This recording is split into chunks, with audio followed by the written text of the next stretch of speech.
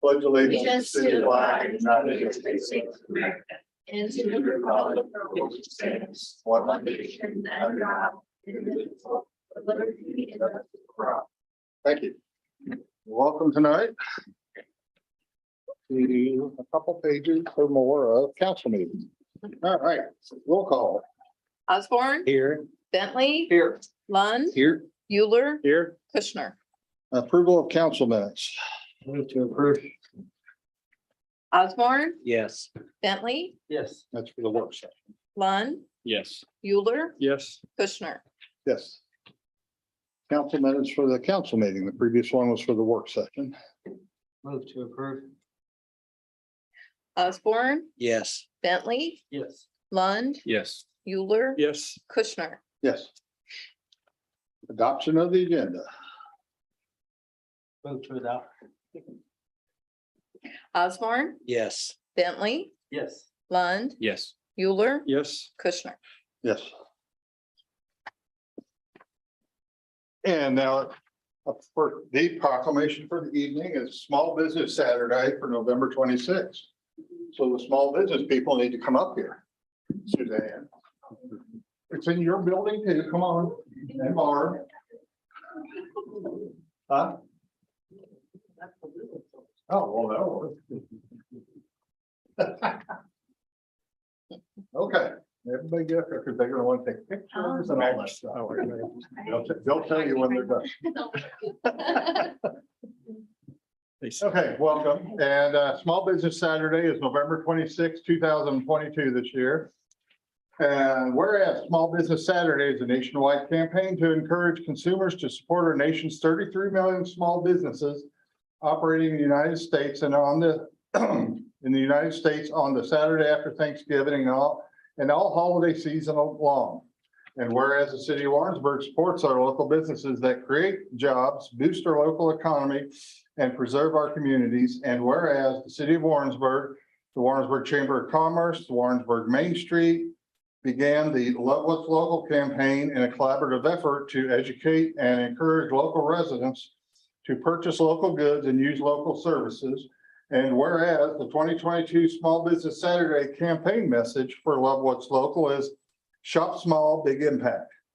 And whereas this special day enables shoppers to make a big impact by supporting local small businesses and benefit by finding great new local products and services. And whereas small business owner Kathy Baldridge, Photo Gym LLC, said shopping small enables us to support our hobbies and your children, from 4-H to band to FFA. We give freely and happily of our products for your auctions. We live and work in your community. We serve on boards and committees that make your home a better place to live. We strive to provide excellent service, unique products, and friendly, helpful advice on things that are not often found in big box stores. We care about you and doing good, meaningful work that makes our place a better place to live. Now, therefore, I, Jim Kushner, Mayor, along with the City Council, the City of Warrensburg, do hereby proclaim November 26th as Small Business Saturday and encourage the citizens to support small businesses and merchants during this day and throughout the year.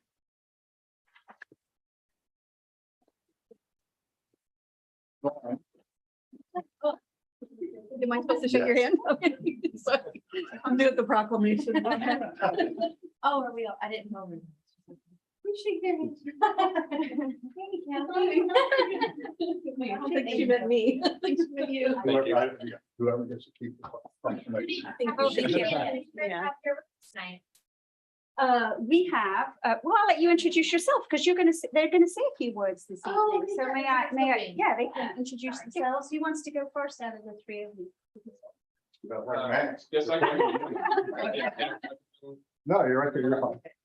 Yeah, so my name is Max White and I own PCMR Computer Services here in downtown Warrensburg. I started my business going on 5 years actually in January. So I just so thankful for Warrensburg being a home for my business and being able to work with you guys. Thank you. Fantastic. My name is Jessica and I work with Rise Community Services. I brought with me Rebecca.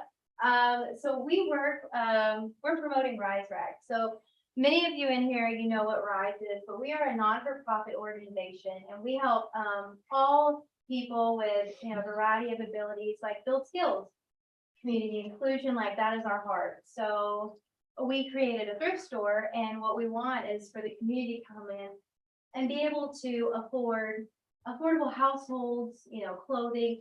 Nothing in the store is over $5, and all of your proceeds, everything that, you know, you buy at the store, the profits go right back into our organization. So it's a great cause. So come check us out. And do you have anything to say? No? Well, I'm Kathy Baldridge. I'm with Photo Gym, and my speech was in the proclamation. But I'd just like to thank everybody who has ever shopped for it with us, and invite you all to come and see the store if you have it. We try to do great things for people with their photos and their videos, and give good gift ideas and a few fun solutions when maybe you just don't have any and you need an idea. That's partially what we do as well. So please come, and thank you who supported us. Thank you.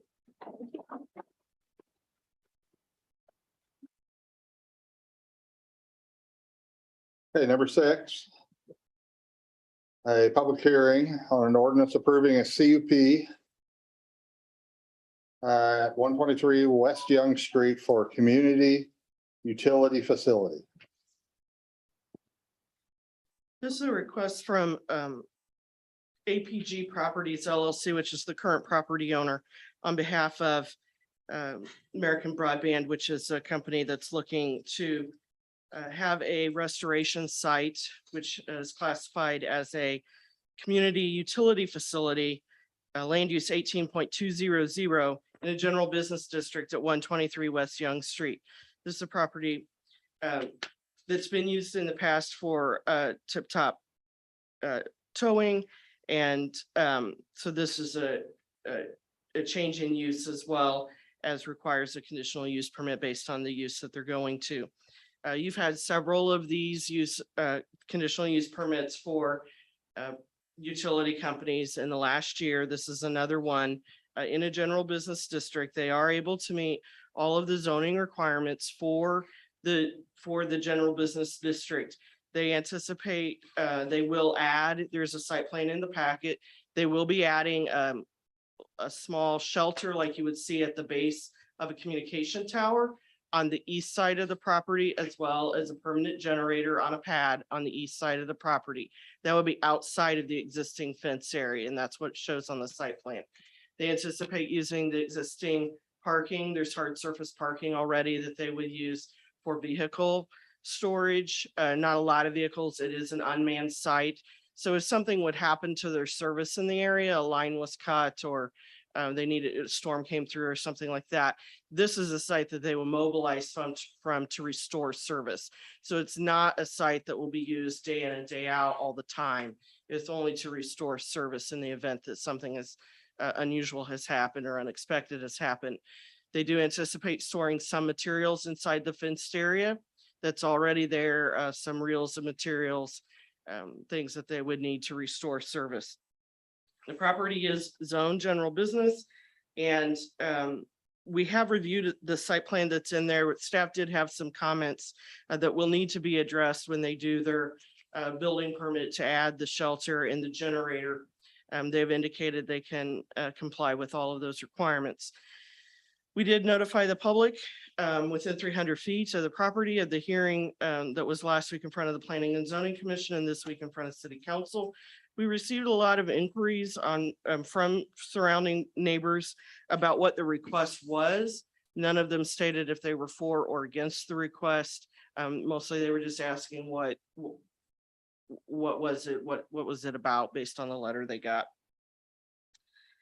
We have included the criteria for why you would grant a conditional use permit, things that council should consider anytime that they look at granting or denying a conditional use permit. This request is in keeping with the general and statement of intent for the general business district, and it is consistent with the general trend of development in the area. The actual comprehensive city plan does call for residential, high density residential on this lot. But it is currently used for commercial, has been in the past, and that is the trend of development in the area. Planning and Zoning Commission recommended approval at their meeting last week with 2 conditions, and those have been included in the ordinance that's presented to you this evening. Staff has recommended approval. The property is adjacent to, in addition to what we've already stated, it is adjacent to West Young Street, which is designated as arterial street on the major street plan, that we don't anticipate any additional traffic from what you would see today. That street would be able to handle it if there was. We'll provide additional telecommunication services for residents and businesses, and the staff would be happy to answer any questions. I suspect our applicant may be attending via Zoom. Gary, can you check to see if a Robert Vinson is on or has raised his hand? Nope. Well, I can try to answer questions if you have questions.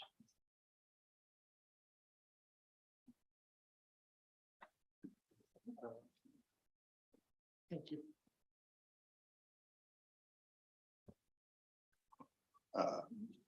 Anybody's from the public here for this hearing? Doesn't look like.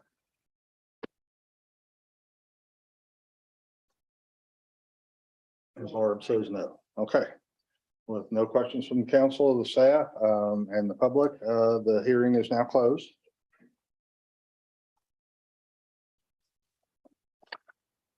Okay. Number 7. Second reading of an ordinance.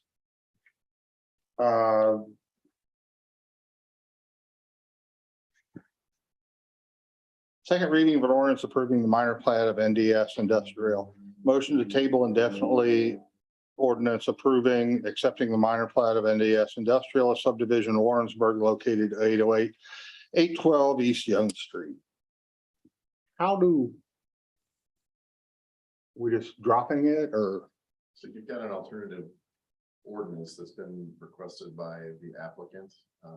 If you're gonna take action on that one, up or down, then these 2, which have already been presented, need to procedurally be removed from your consideration. Okay, and tabling indefinitely, does that make it to where 10 years down the road, it can be brought back up, or what? Yes, it could be, but the reality is it's going to be rendered moot by your action on the other ordinance. Alternatively, you could bring it up for voting up or down and reject it, but if you're going to do that, you should vote on the other ordinance first. Okay, glad you're, Seemed like the easiest procedural way. glad you're here. Okay. Let's go. Well, we need a motion. So we're making a motion to table it indefinitely, or do we just make a motion? Yet the suggestion is that these 2 be tabled. So move to table indefinitely the ordinance approving the minor plat. Osborne, Yes. Bentley, Yes. Lund, Yes. Euler, Yes. Kushner. Yes. 7.2. Second reading of ordinance authorizing a cut for a motor vehicle painting body workshop at 812 East Young Street. And this is the second part of it, correct? Okay. Motion to table indefinitely the ordinance authorizing conditional use permit. Osborne, Yes. Bentley, Yes. Lund, Yes. Euler, Yes. Kushner. Yes. Okay, number 8. So far, I haven't skipped anything. First and second reading of an ordinance approving a CUP at 123 West Young Street for a community utility facility. An ordinance authorizing committee. They did that. An ordinance authorizing a conditional use permit for land use 18-200 community utility facility in a general business district located at 123 West Young in the city of Warrensburg. Staff would recommend approval. Any questions? We'd be happy to answer those. Doesn't look like it.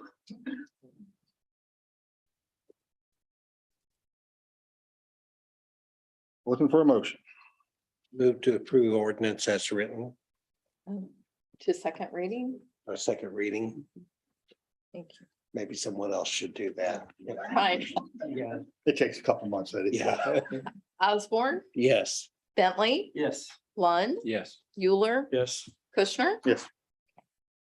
An ordinance authorizing a conditional use permit for land use 18.200 community utility facility in a general business district located at 123 West Young Street in the city of Warrensburg, Missouri.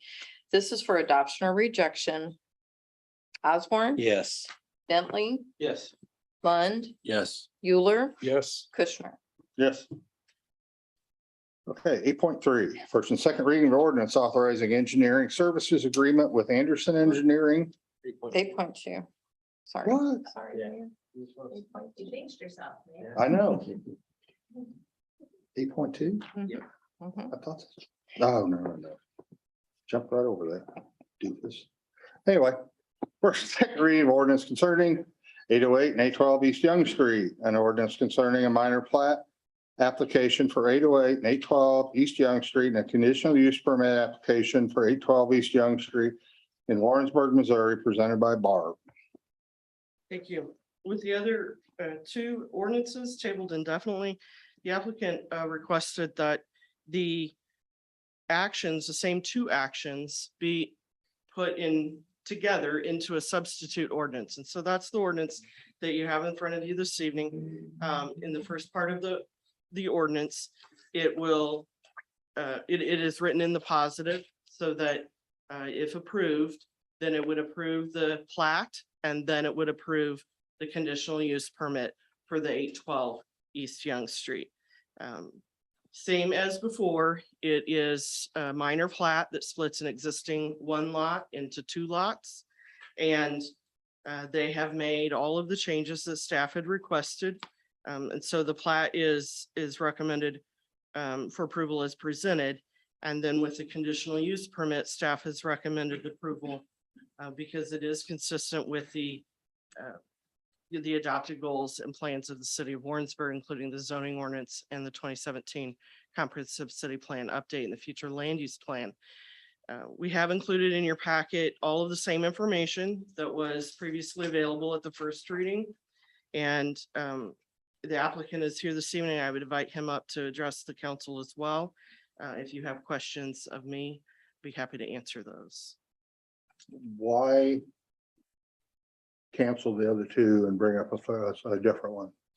So as we stated before, as soon as the plat, if it is approved, in the moment it's approved, it will nullify, it will immediately change the boundaries of the plat of the lot that the existing conditional use permit that was granted in 2020, it will immediately change the boundaries. That lot will cease to exist upon approval of the plat. So they would, at that moment, not have any valid conditional use permit. And the risk to them, they feel, is too great to take that chance, that the plat would be approved and the conditional use permit would not be approved. Okay. I'm asking questions. Anybody else on council have any questions of Bob? Does Brian's the here. applicant?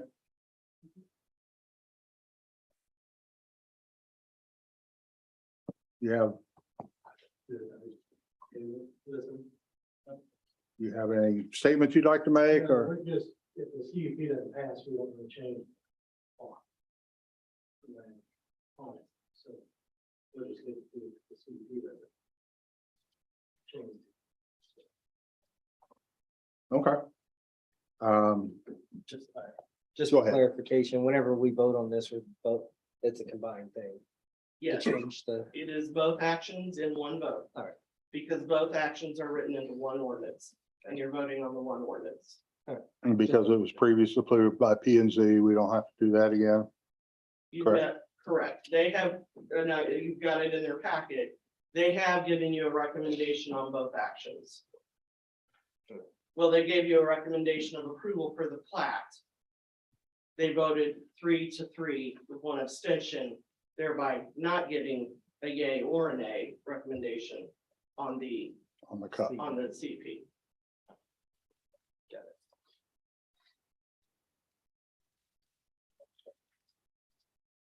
Any other comments or discussion?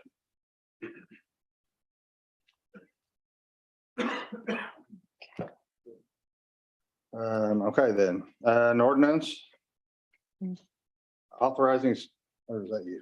Well, We gotta move. Did I already read it? you read it once. Okay, I need a motion to I jinxed myself. go to second. Move to approve said ordinance, the second reading by title. An ordinance concerning a minor plat application for 808 and 812 East Young Street and a conditional use permit application for 812 East Young Street in the city of Warrensburg, Missouri.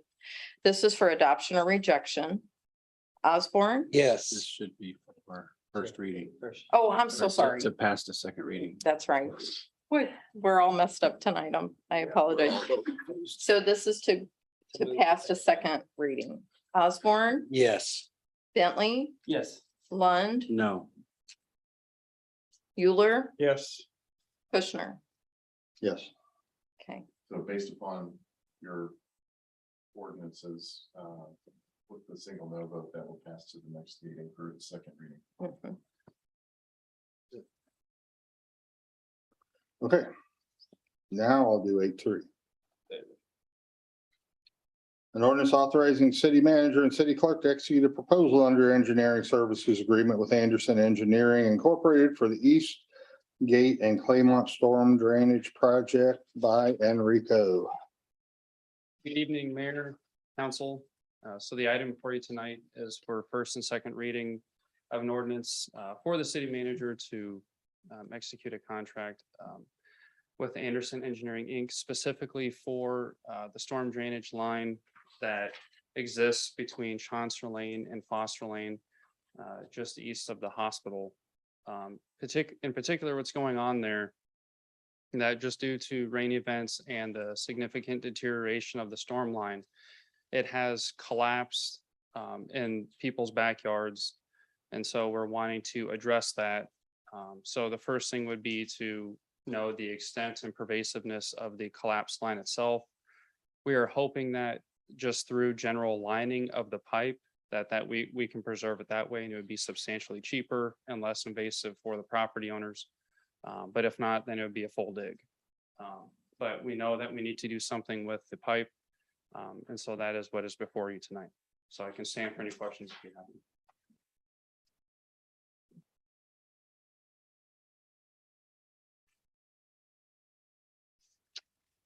Okay, motion then.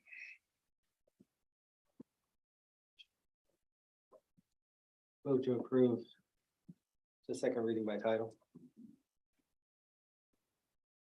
Osborne, Yes. Bentley, Yes. Lund, Yes. Euler, Yes. Kushner. Yes. Okay. This is for an ordinance authorizing the city manager and city clerk to execute a proposal under engineering services agreement with Anderson Engineering, Inc. for the East Gate and Claymont Storm Drainage Project. This is for adoption or rejection. Osborne, Yes. Bentley, Yes. Lund, Yes. Euler, Yes. Kushner. Yes. First and second reading of ordinance for contract agreement with Game Time care of Cunningham Recreation for the installation of a pour-in-place safety service for Hawthorne Park. Mr. Graves is not here. So I'll actually be presenting for Bill for the remainder of those items. As he is having some home repairs done. So for this item tonight, in working with the park board and staff, we've been able to make a progressive movement on several parks related items.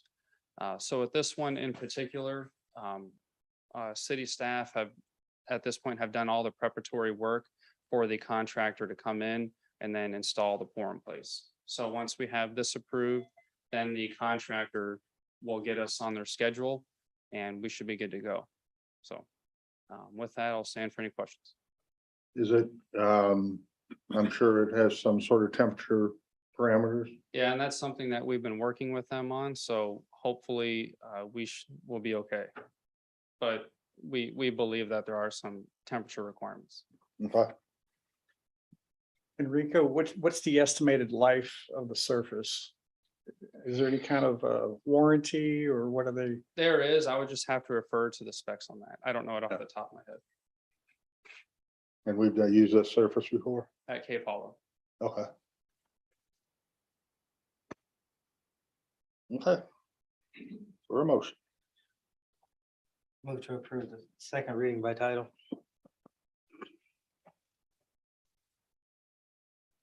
Osborne, Yes. Bentley, Yes. Lund, Yes. Euler, Yes. Kushner. Yes. An ordinance authorizing the city manager and city clerk to execute a contract agreement with Game Time, care of Cunningham Recreation, for the installation of pour-in-place safety surface for Hawthorne Park Playground. This is for adoption or rejection. Osborne, Yes. Bentley, Yes. Lund, Yes. Euler, Yes. Kushner. Yes.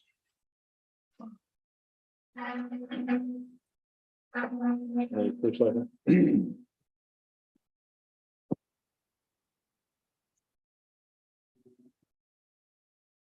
Okay, first and second reading to execute a contract for an ordinance authorizing the city manager and city clerk to execute a contract with TMI Coatings Incorporated for the sandblasting and painting of the indoor and outdoor pools project.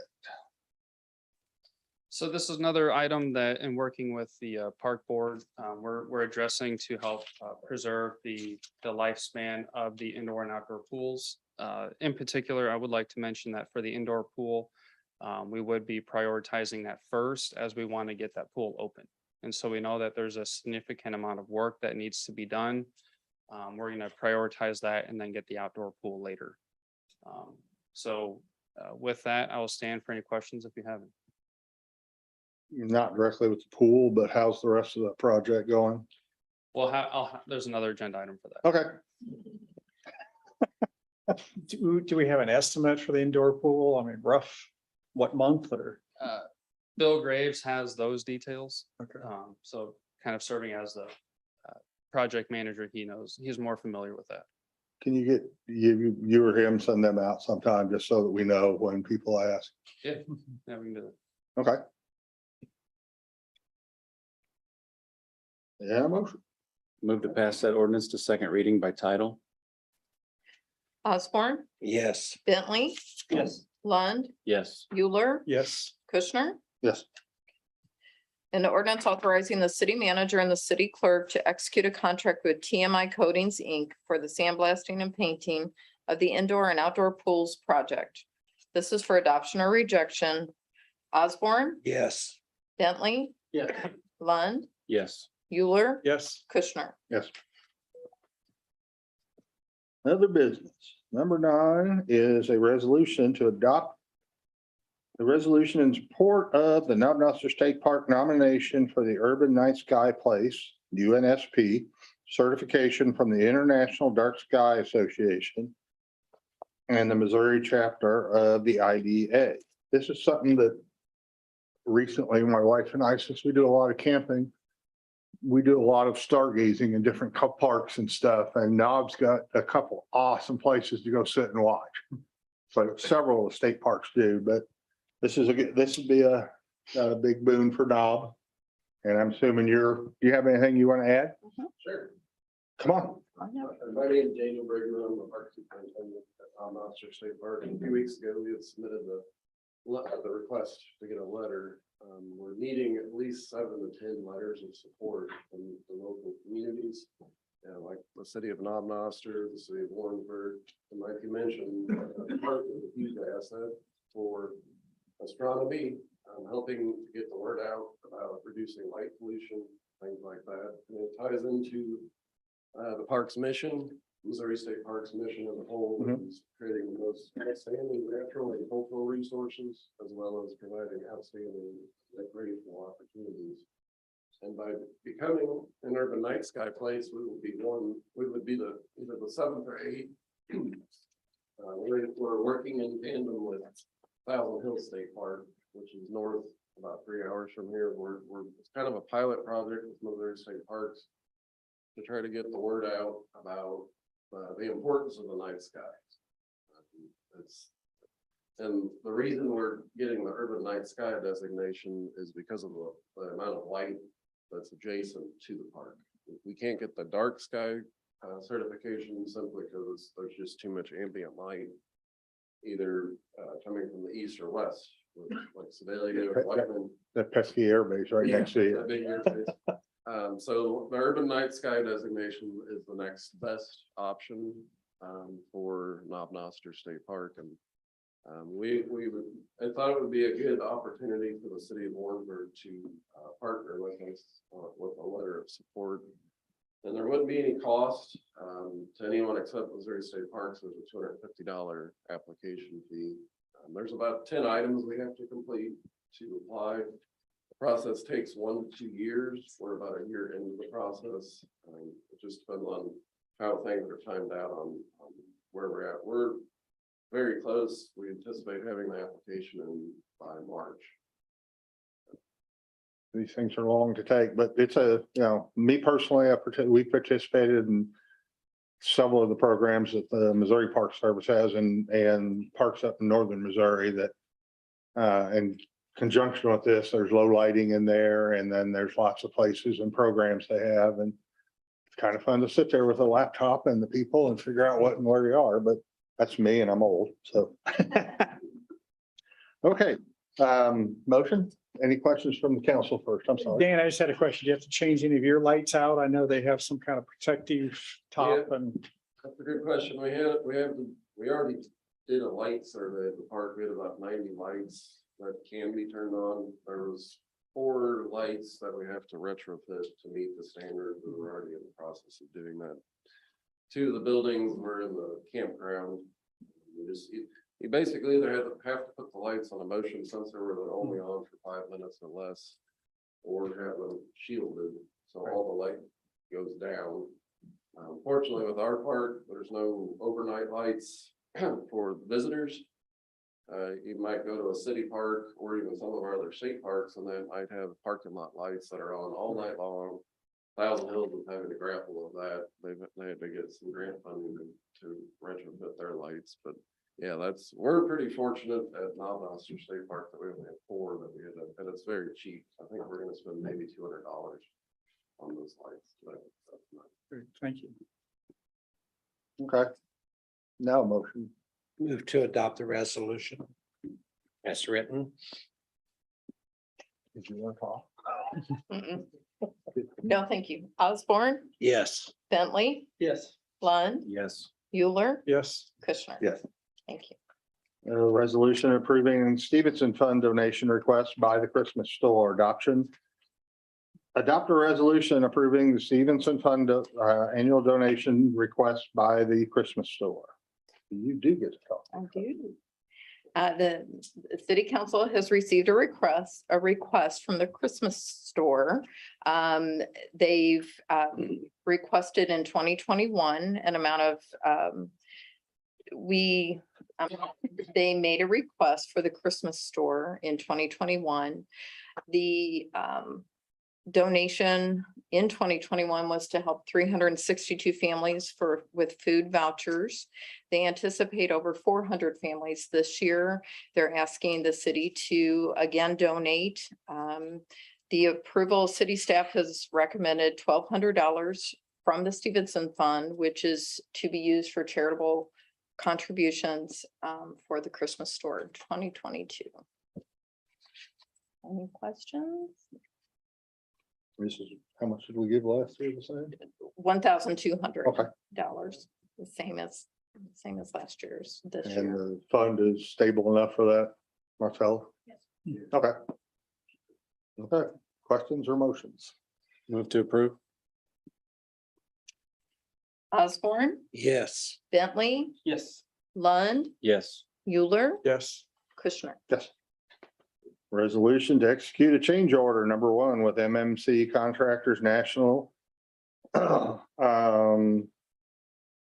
National Incorporated in the amount of $85,298. Good evening, Mayor and Council. So before you tonight is a change order with the primary contractor that we've been working with in order to get the pool open.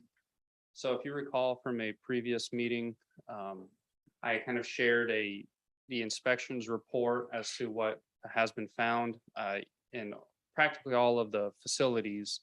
And there's a substantial list that needed to happen for the indoor pool area.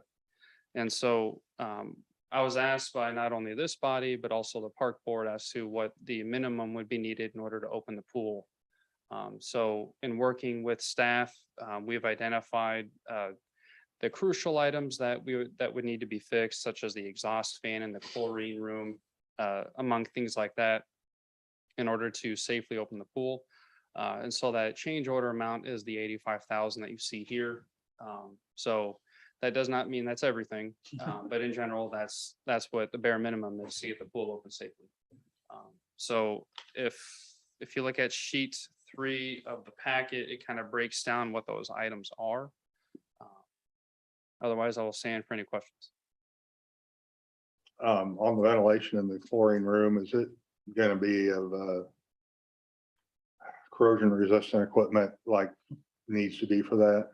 That's what we're looking into, yes. And so that would be some of those items, in addition to specific bolts, like stainless steel bolts, making sure that they're the proper gradation in the pool, such as like what we did with the duct work as well, to make sure that it can handle the corrosive environment.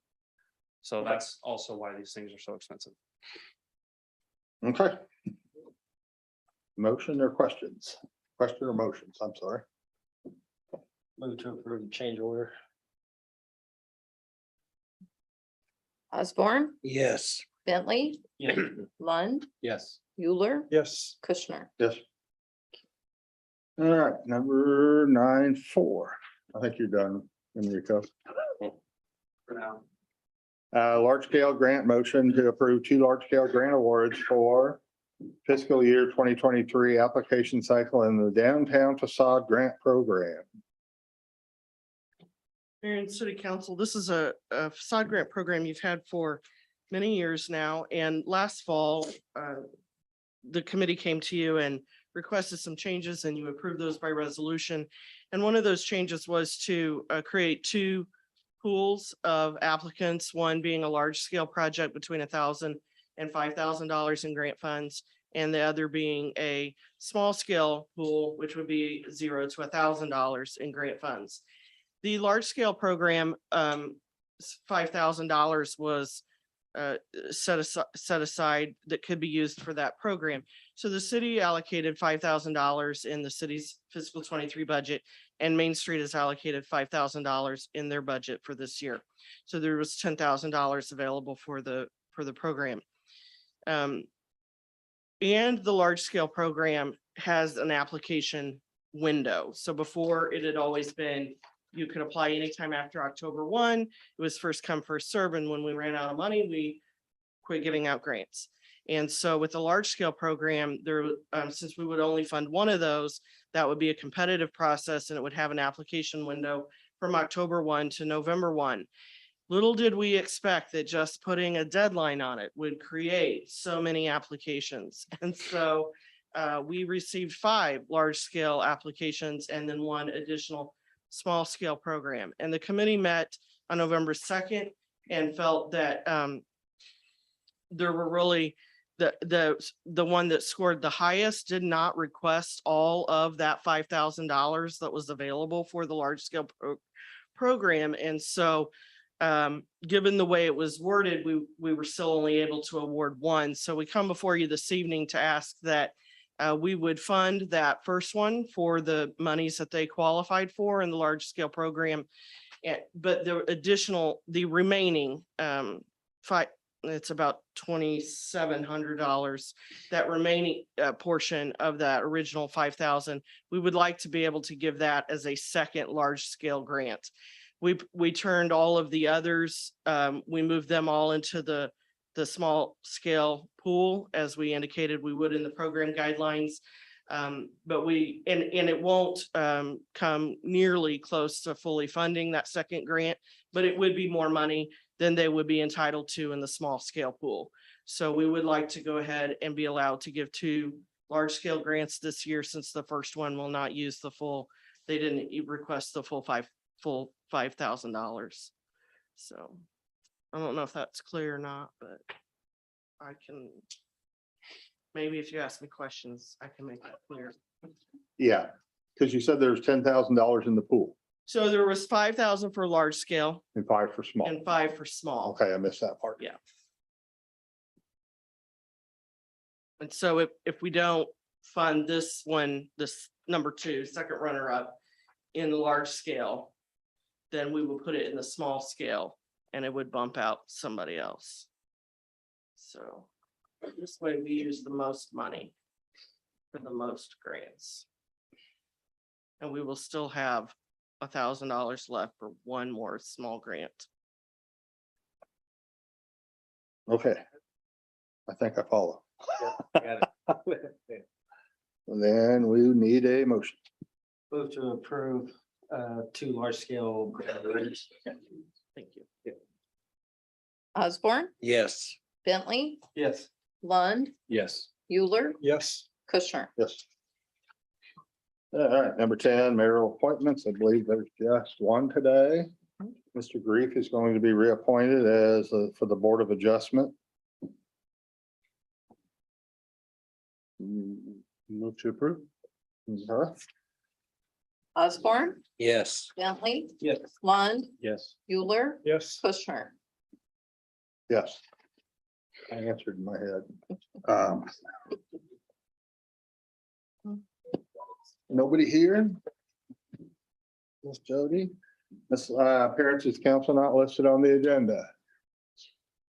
Nobody? Okay, pardon me? There's none signed up. Okay, Thank you. miscellaneous matters from the mayor and city council.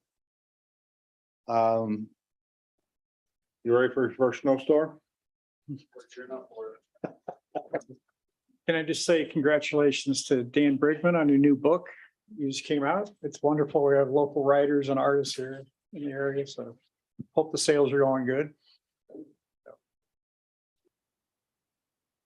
Anybody? Anything else? Okay. The Director of Finance report.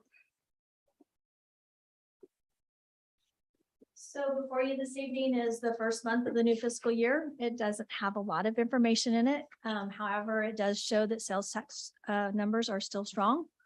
And so we will continue to look forward to those strong sales. The November sales tax monies that were received last week also come in strong. Anticipation throughout the nation is naturally for that to start to dwindle. But right now, we're thankful for the participation that we have in the city of Warrensburg and everybody buying whatever's here to provide that sales tax, because we're also seeing it in the use tax numbers as well. So there's still lots of online monies coming in. And those should start to increase as well as the mandates come through for the use tax that was awarded by the state. So be happy to answer any questions. We're on the right track. That's all I got to say. The elephant in the room of the new potential tax increase for incomes for the cannabis. And is there something we have to do, or do we know? We'll talk about that a little later this evening. Okay. I'm ahead of myself. Any questions for Marcel? I'm sorry, gentlemen, ladies. No. Okay. Ms. Doolin, city manager and city staff reports. Yes, thank you, Mayor and City Council. This evening, I'm going to let Enrico Villegas kick us off because he would like to talk about the public works update, but also a new program he's been working on, the sidewalk improvement.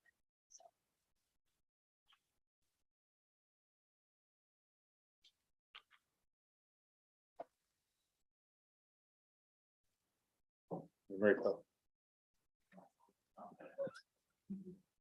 See if that'll work. Okay, it does work. What's that? Yeah.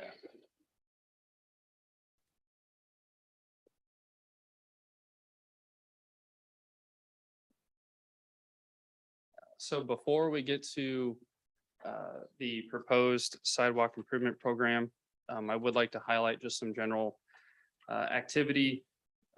So at the cemetery, we've had 2 cremations and 1 burial. One of the burial was a cremation.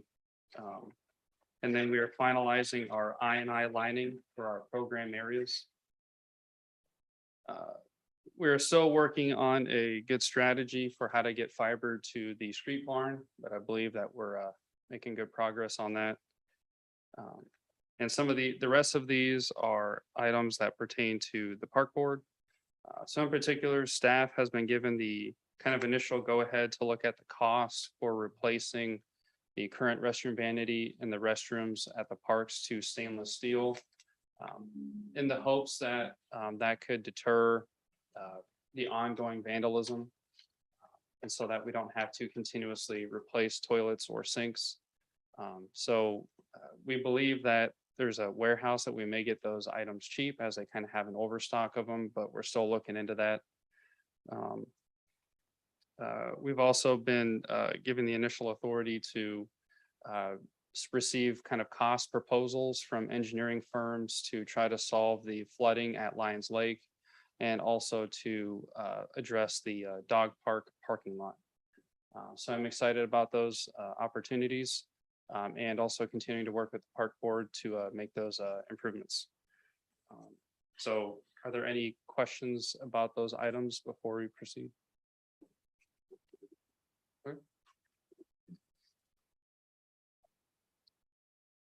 So I am going to start with, I did promise Chief that I was going to kind of talk quickly throughout all of my agenda items, because he did notice I had a thick stack of paper.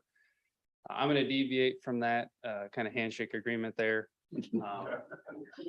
So this is an item that, could we start from the kind of kick me to scroll? Yeah.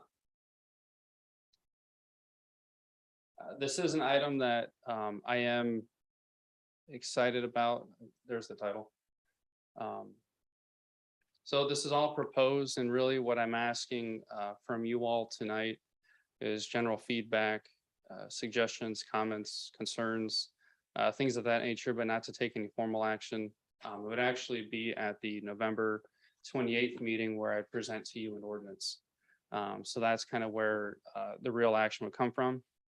So if you have any questions from now until then, please let me know.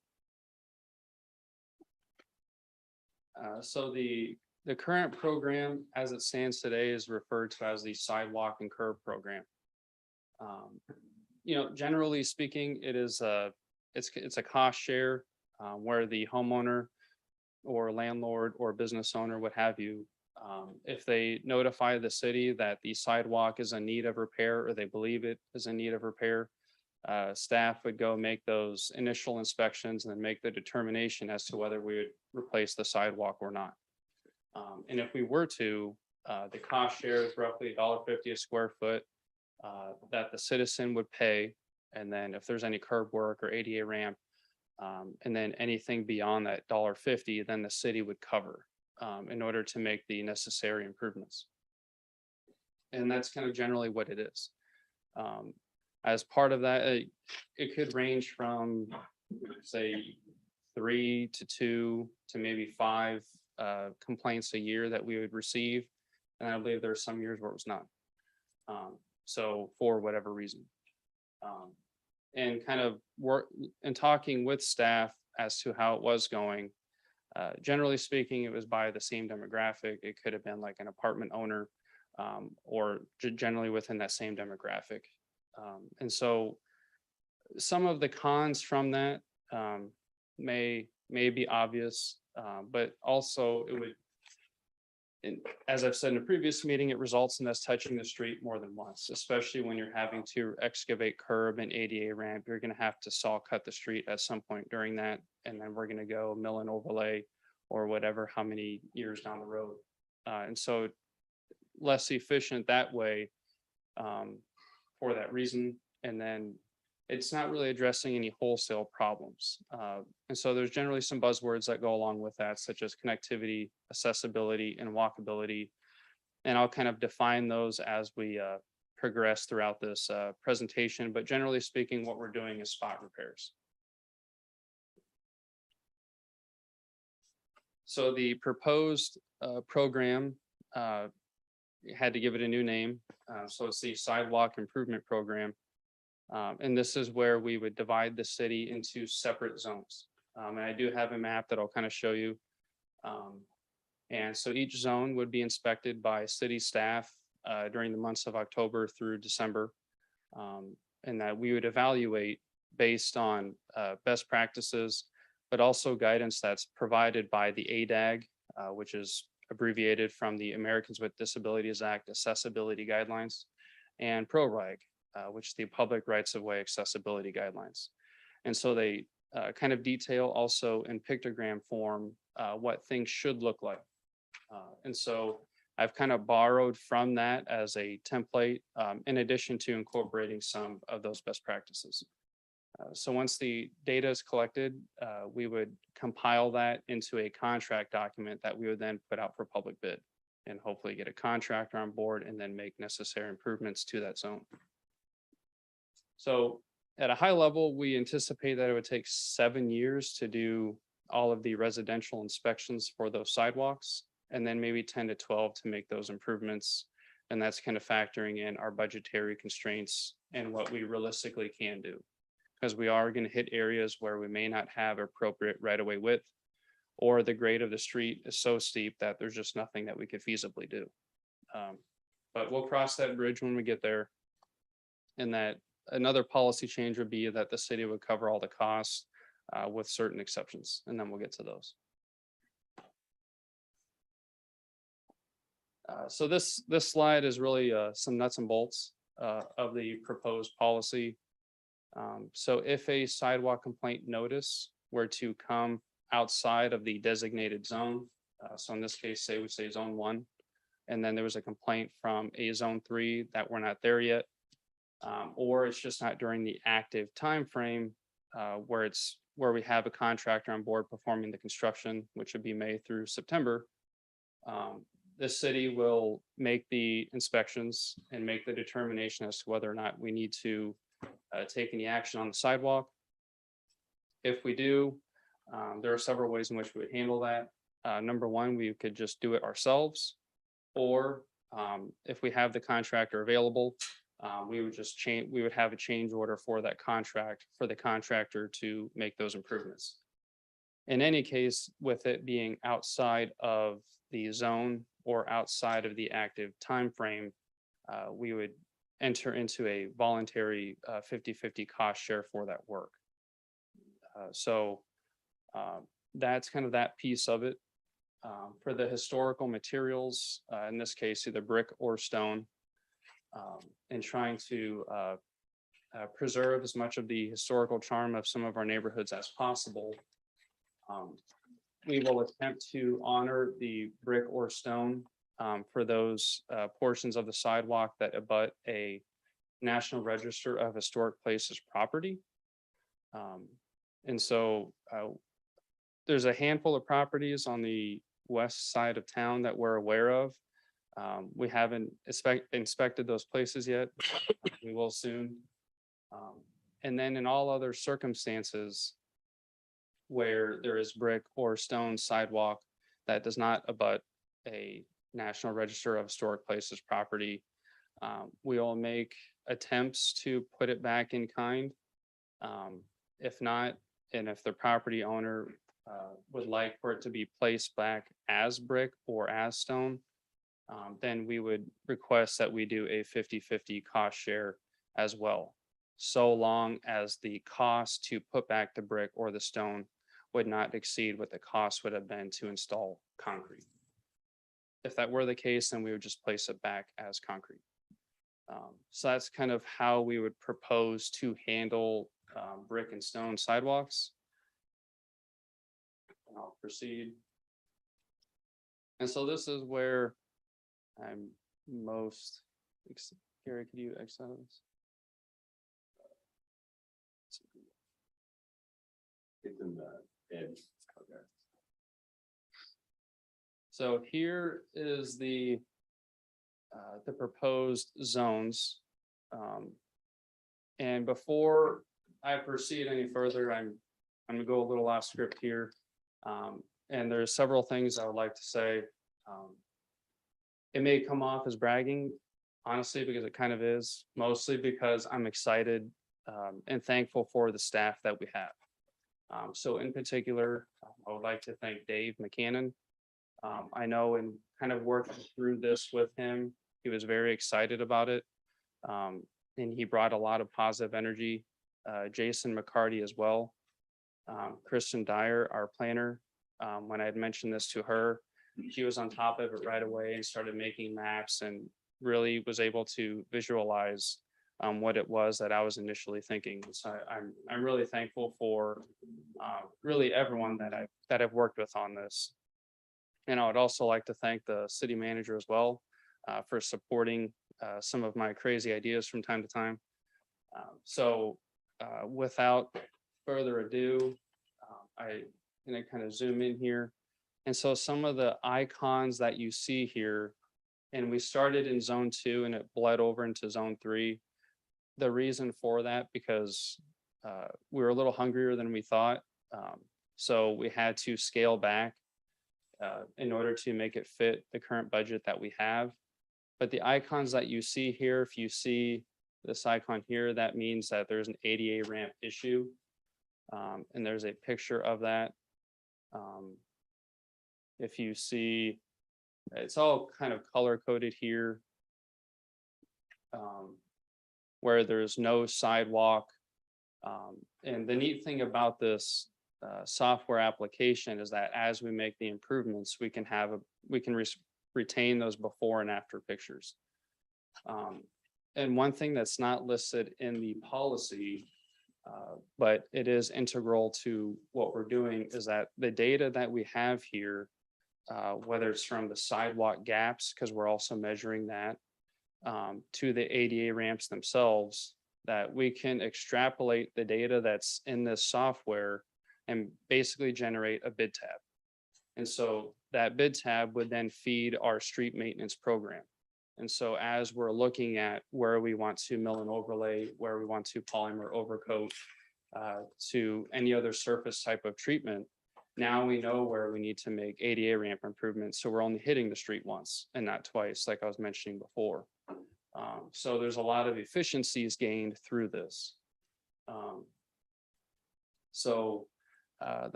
That's that. So here are all the zones. And we would eventually like to get this to be public facing. I'm still kind of playing with the functionality of this, as kind of we all are. That's this in a nutshell. And so for my last slide, I would like to, I won't read everything off, but I think generally speaking, what I'm proposing is at least this is a plan to start addressing the sidewalks in the city. There is tremendous amount of synergy between our programs now. So if anyone has any further questions or any comments, suggestions, all ears.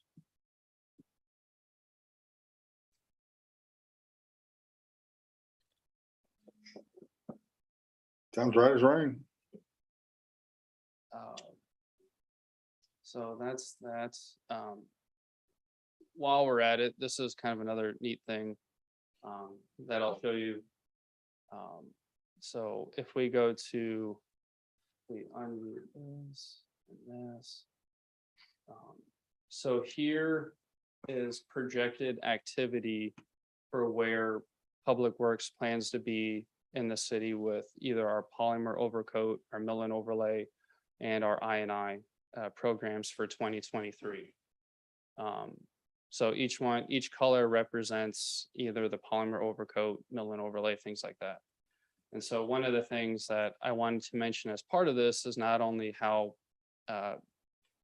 aggressive we are in making sure that we hit the necessary infrastructure in the city, but to also show that we're trying to be balanced in how we manage our programming and how we manage our projects from a portfolio perspective. And so we're really trying to factor in equity into our decision-making, making sure that we're hitting areas that may have historically not been hit as much.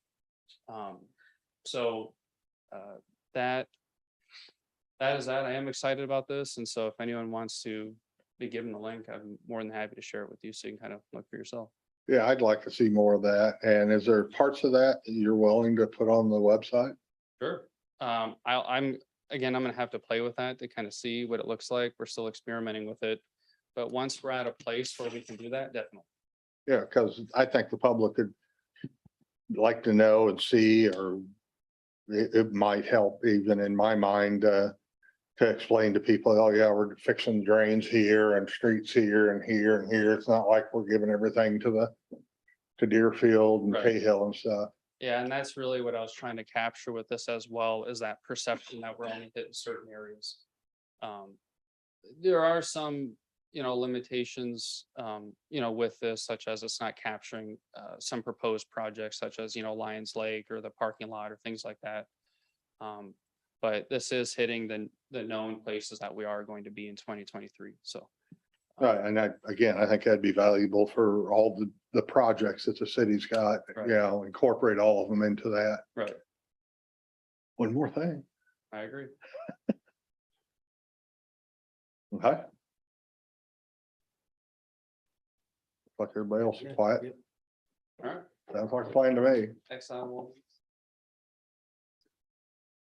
Again, Mayor and City Council, we will have this ordinance before you to adopt this program at the next City Council meeting. So if you have any questions in the meantime, please don't hesitate to reach out to Enrico. Chief, did he do all right? Later. Oh. I get the address.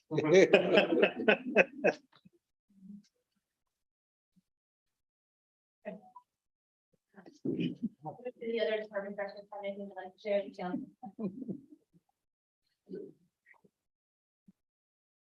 First, thanks, Mayor and City Council. I'd like to address Enrico's comments. That was kind of a private joke in between him and I. I think he did take it seriously, and I do appreciate that. I enjoy his thoroughness. But anyway, last week on Thursday morning, I believe it was, Warrensburg investigators worked with the Dallas County CERT team, their HRT team, and they conducted a search warrant off Jackson Street. And on that address, individuals were selling narcotics to high school kids. So we addressed that.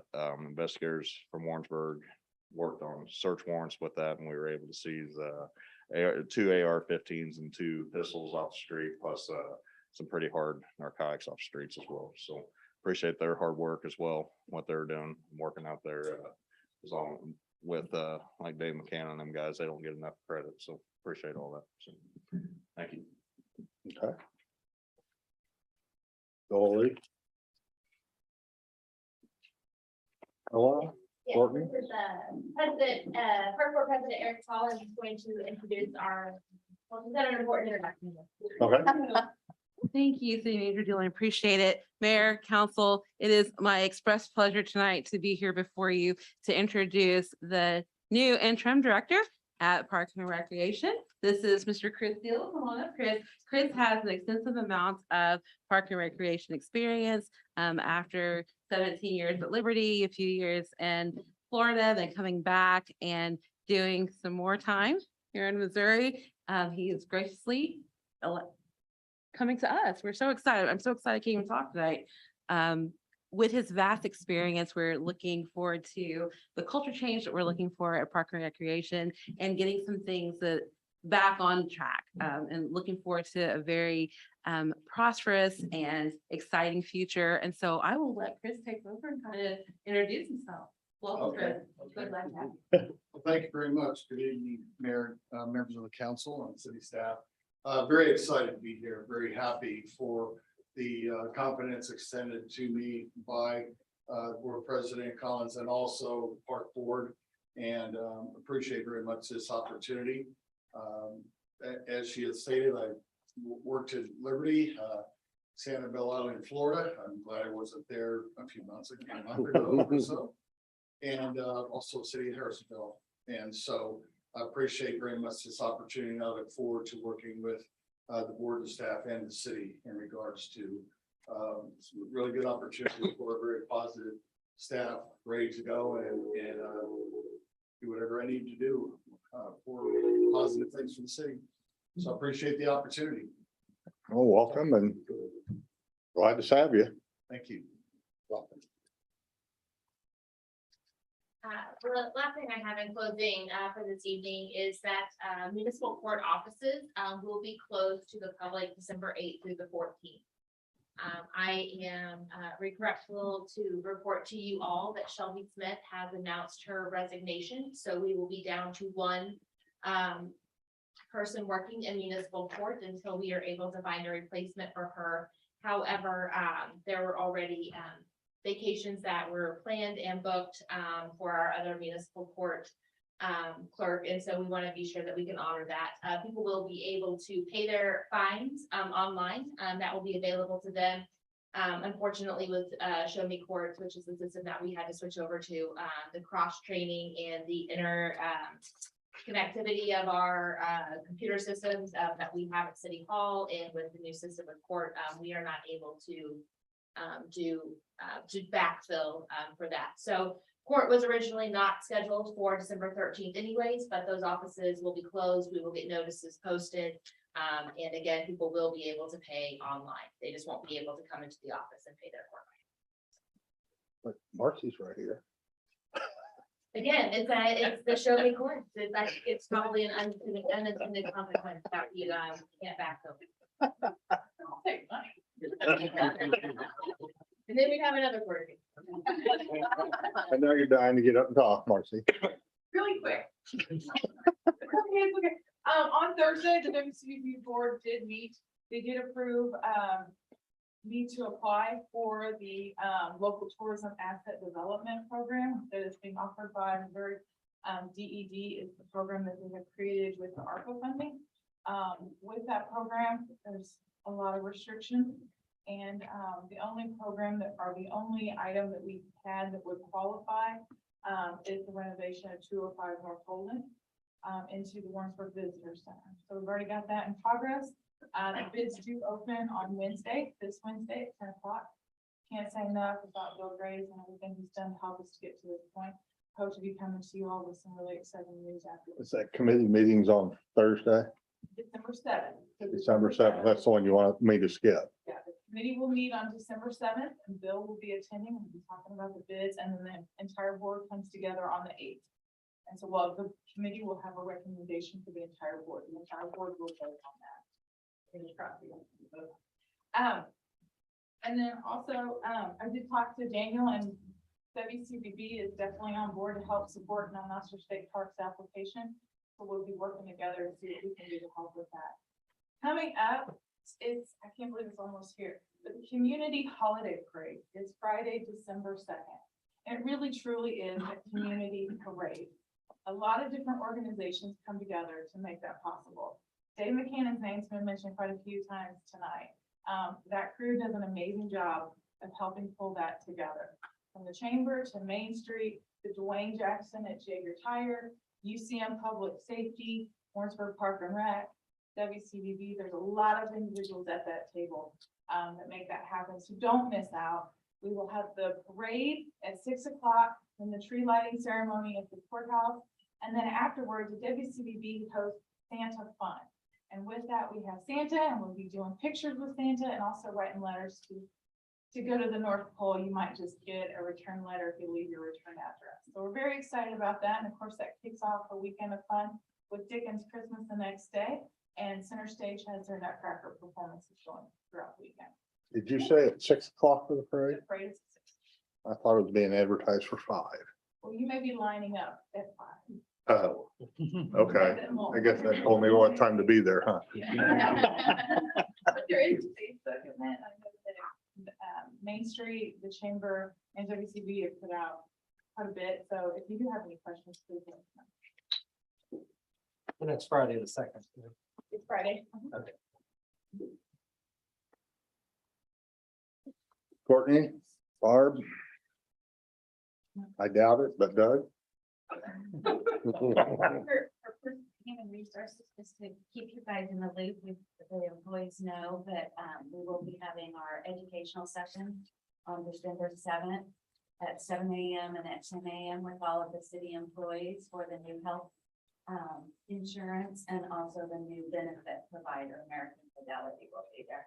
And then we have our open enrollment times where they can actually meet with people from those companies on December 12th and December 14th at 7 a.m. and 10 a.m. And we will also be scheduling times for people to meet with like the American Fidelity people to get everybody signed up so that they can have their cards by January 1.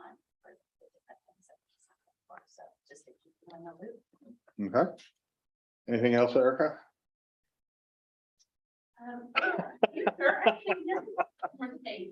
Thank you very so much. I would just like to take this opportunity to thank Enrico and staff, and like it's been said so many times tonight, Dave McKennan's name just keeps coming up.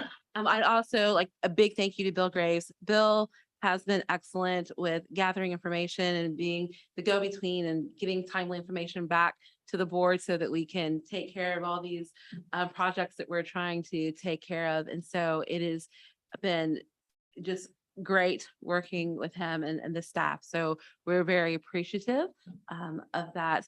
Also, I would like to take this opportunity just to thank Jeff Imboden, who's here tonight, who is our interim to the interim. And for all the work that he has done, along with Carrie Battle, who's helped out with all those extra duties and other duties as assigned. And so, like I said, we're looking forward to a bright future with parks and exciting times. Change is good. So we're Sounds good. very excited about those things. So that's all I've got. Thanks. Yep. No. Okay. Suzanne? I just want to say thank you very much to everyone that attended the Depot celebration on October the 27th. It was a wonderful event, very well attended. The 30th anniversary was to celebrate 30 years of from the initial renovation of the actual building. So I do appreciate the proclamation and everyone's help with that. To piggyback on the holiday parade, we've got the applications are up. So if anyone wants to float the application state park, your lights on the float are on the websites of Warrensburg Chamber of Commerce and Main Street. And then the following morning, we will have Father Christmas arriving on the train. If I'm don't want to try. Father Christmas will be there. He will arrive, which is not sure how. To have kick off that. Be Vulnerable for Base Community Council is this Friday, November the 18th. I would like to extend gratitude to the city of Warrensburg for being an annual sponsor for Base Community Council. Or in another hat, sorry, thank you. Okay. Anything else? Danielle, you didn't say anything. Yeah, Josh Robbins support. Okay. All right, well, You're gonna hear from me a lot tonight. yeah, I know.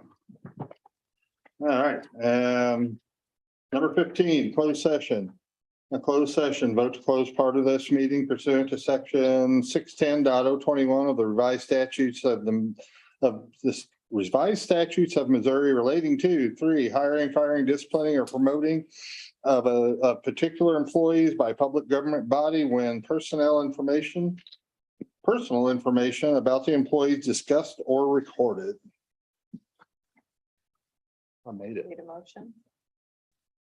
Motion to adjourn. Close. Motion to move to closed session. Okay. Osborne, Yes. Bentley, Yes. Lund, Yes. Euler, Yes. Kushner. Yes, Thank you. we're done.